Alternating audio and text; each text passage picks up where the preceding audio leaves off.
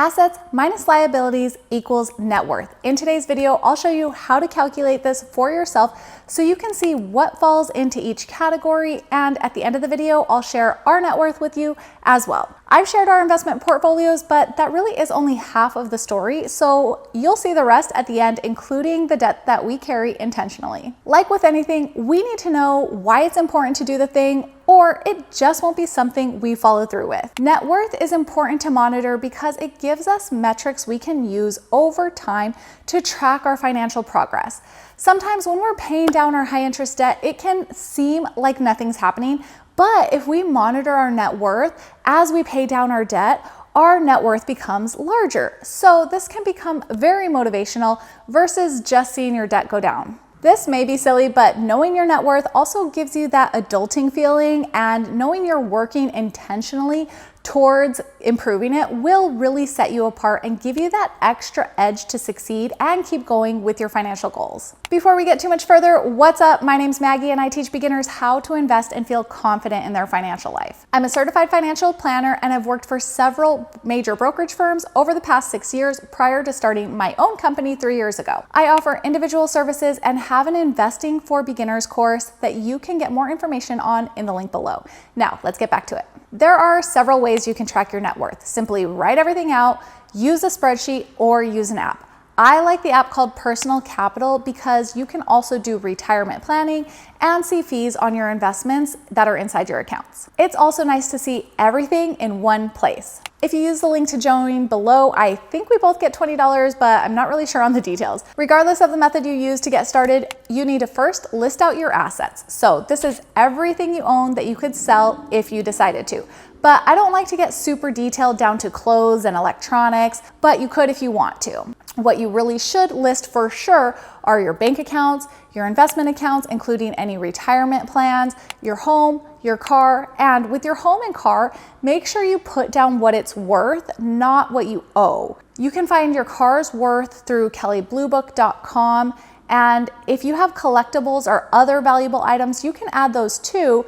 Just make sure that there's an actual market value for them, not just what you think they're worth. Next, list your liabilities. This is the balance on every debt you carry, any credit cards, student loans, how much you owe on your home, your car, and so on. Now take the total from your assets, subtract from your liabilities, and this gives you your net worth. It might be a negative number, and that's okay. The point of going through this is to find out where you are now and improve that over time. You can do this every month, every few months, or once a year, but the point is to be aware of the numbers and make progress and experience financial freedom. Now, for our net worth.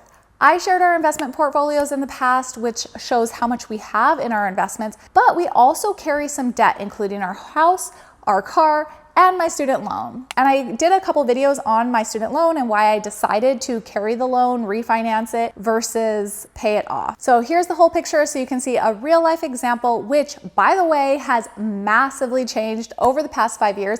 So take a look at this video if you wanna see the start of my investing journey in 2016. For our assets, we have our investment accounts at $700,000, our home at $556,000, our car valued at $25,000, bringing our total asset level to $1.28 million. For our liabilities, we have our house, which we owe $497,000 on, our car, which we owe $12,000 on, my student loan, which we owe $27,000 on, bringing our total liabilities to about $536,000. Now, to find the total net worth, we take our assets of $1.28 million and subtract our liabilities of $536,000 for a total of about $740,000. All of the debt we carry has really low rates, under 3%, so we feel comfortable investing the money and making normal payments on our debt. If we wanted to pay everything off, we could, and we'd have no debt and about $200,000 left over. We could then invest all of our payments that we're currently putting towards our debt